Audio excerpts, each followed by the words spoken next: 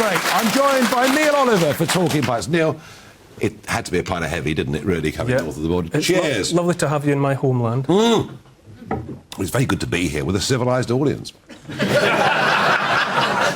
I did meet difference once before, but that's history. Neil, as a Scot, but you said back in 2014 that you're proud of Britain. Yeah, yes, I never used to give it a second thought about saying that I was, born in Scotland and British. I've never been, believe it or not, political. I've never been a member of a political party. I've never been part of a political movement. And so it was never a political statement for me to say that I was both Scottish and British. And that had been intensified for me by the experience of making the kind of television that I made for a lot of years and the books that I wrote. Yeah. I had a very intimate experience of the whole of the British Isles, England, Ireland, Scotland and Wales, going round and round and round, which obviously, being on the coast, obviously necessitates being inland as well to get from place to place. And I just genuinely felt that I fell in love with the whole place in a way that I wouldn't have been if life had taken me in a different direction. And so when it came to the run-up to the referendum, and I was asked the straight question what I would rather do, I felt that if Britain was to be broken up into component parts, I felt it would have been like that, the old story about, old soldiers that lose a leg and they're still scratching for them, 50 years later. I felt I would have been missing something profound. I've had great experiences everywhere around the whole of the United Kingdom, Great Britain, the British Isles, whatever you want to call it, and I just wanted to retain that. So it was never political for me. It was just love of country, love of the whole country. You said it. Some people didn't like you for saying it, but then in referendums, as I know, tensions do tend to rise. Archaeology, Neil. You studied archaeology. You are, a history fanatic, basically. Where did that love of history, that fascination with all the struggles that we've been through for centuries, where does it all come from? I suppose, really, I grew up in a house where my mum and dad both read. There were books in the house. I considered at the time both of my parents to be well read in a traditional sense. And so I always had access to the stories, and my mum and dad were always able to talk about subjects of interest to me. And then it was no more complicated, essentially, than that history was a subject that I just enjoyed at school. And I had good teachers. I had teachers who inspired me. Yeah. Likewise with English. English and history were the subjects that I particularly enjoyed. And so when it came to university, although I might have studied history, what I was really moved by was getting back to what I regard as the page one of the story of the human species, which it suddenly dawned on me that archaeology would be the way to do that, to get beyond the reach of written history, right back to the beginning. And so I pursued the path of archaeology, and that made all the difference. That eventually took me in all of the directions that I've been in. And with more of modern history, kind of family members that have been involved in world wars and things like that? Well, yeah, like many people, I suppose, of my age, my generation, both of my grandfathers were in the First World War and survived. I've long been moved by that, the fact that my dad's dad was wounded in France, and my mum's dad was wounded in Gallipoli, and it occurred to me early on that if they had been any more badly wounded, I would not have happened. But that's a story that's true for for millions of people. But in my case, it meant that I felt intimately connected to one of the biggest events of world history, the First World War, and I thought, well, if I'm connected to the First World War, then by association I'm connected. And my connections, it felt to me, go all the way back to Scots that saw the Romans and to Neolithic farmers. Yeah, the Romans didn't make it here, did they?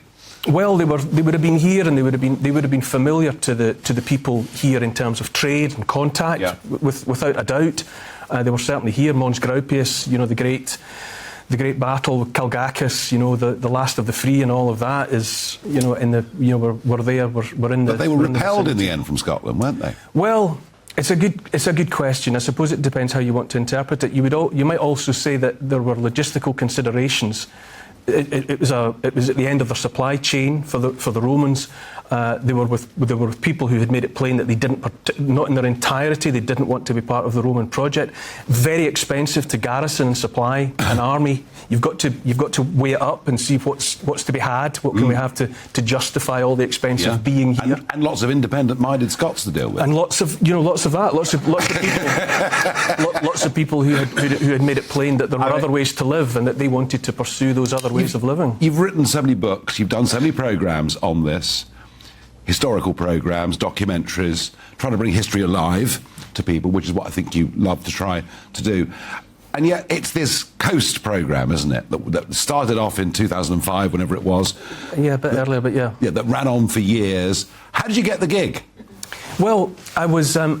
I remember getting the phone call. I was with my wife. We were working on a flat that we were doing up in Glasgow.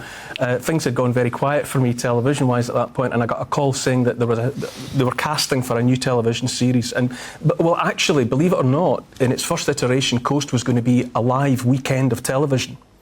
The idea was to get someone big, like a Billy Connolly, or a big well-known face. To be moved around the country very quickly in helicopters and jet planes and boats around the coast and all of the rest of it, and they needed 4 or 5 people to film short films that would become fillers really while Billy got on a plane and did whatever he had to do. But in the end, it all changed. Lots of discussions were had, and it became the 12-part series that it originally was. I just happened to be in the right place at the right time. I had made a little bit of television, a little bit of archaeological, historical television. Fell in, just was in the right place at the right time. But Coast, I was thinking about it watching you doing this, watching these live events that you do, that you do so well. And Coast, believe it or not, the great satisfaction and joy of it was meeting people all the time. It looked like, and it was about landscape, and it was about music and sweeping vistas and all of the rest of it. But at heart, it was about going to places and meeting people and finding out about what those places meant to those people. And that can be very intoxicating, when you're with people who have love of place. So up in the northeast or in the west of Ireland or in Cornwall and in Wales, we were meeting people and telling stories. And it was those human connections, actually, I think, that made Coast the very special project that it was. And that's what really infected me with that real love of place that I came away with, which we talked about at the top of this chat. I loved it. I thought it was an absolutely brilliant programme, and it kind of catapulted you into a new place. And of course, with your distinctive appearance, everyone knows it. Everyone knows who you are. It's my brand. Well, no, it's a very good brand. Don't worry about it. And it led on to really good things and 1 or 2 honours. I mean, being asked to be president of the National Trust for Scotland, that's a hell of a thing, isn't it? Well, that was a double-edged sword, to be quite honest. I was the first commoner, you would say, to hold that post. Previously the Duke of Buccleuch and other titled people had always had 9 presidents, I think, before me, and it was someone's bright idea to bring in someone from the other side of the tracks, so to speak, and it was a great opportunity potentially, and then it was blighted. It was blighted in the end, by various circumstances, which meant I would quite happily have done it for longer. But that association didn't end particularly happily. But the people that I met to do it, who were involved with the trust were great. Great, hard-working people, very dedicated to the cause. The places that I visited, but I came away from it quite glad to be beyond it. You kept moving on because you were there on the opening day of GB News. You're presenting a regular show, and you've had some very strong opinions about the error of lockdown, the excess of government. Absolutely. How's GB News? I think GB News is essential. I really do. I thought that when the proposition was made, when I was told about this fledgling, this thing that was going to be hatched as GB News, and right from the get-go, I thought that the media landscape in Britain absolutely needed GB News, and I still think it needs GB News, because we have and are, we do make space for all sorts of voices. It's a very broad church. All sorts of conversations are there to be had, and I. Obviously it's particularly important to me that I get the opportunity to say the things that I think need to be said and that, frankly, I don't think are being said elsewhere. There are other. I expected, when I saw the absolute travesty of and the damage of lockdown unfolding as that began to bite, and one thing after another, and I thought, surely one of the silverbacks from the media community is going to step up and say the things that need to be said, and that just didn't happen, and still hasn't happened. There's been this gross dereliction of duty on the part of the mainstream media. They're still not asking the questions about the vaccines. They're still not asking the questions that need to be asked about all sorts of topics. GB News has facilitated someone like me and other people within that channel to at least ask some of those questions, to make space for voices of vaccine injured, challenge. The government is still turning its back on the people that have been damaged by that whole story. But there's so much else besides net zero that you were talking about tonight. That's disastrous. That's a suicide note for the country.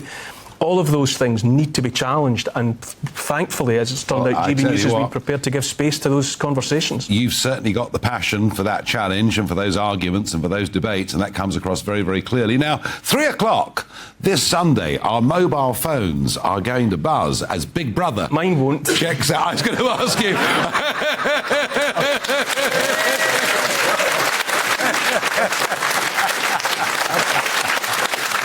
Well, I've taken the necessary steps, Nigel. No, I got to tell you, Neil, mine won't either.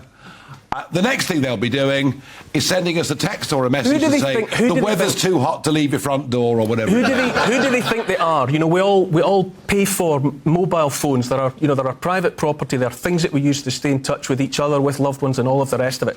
Who do they think they are, muscling in on our private lives at that minute level that they think that they can make their conversations go off as an alert in our pockets? Who do they think they are? It's a little symbol of the extent of the government. Back off. Well, I have to say, Neil Oliver, you never disappoint with your love of history, of people, your passion for what you believe in, and it's great to work with you at GB News. Give him a warm round of applause, please.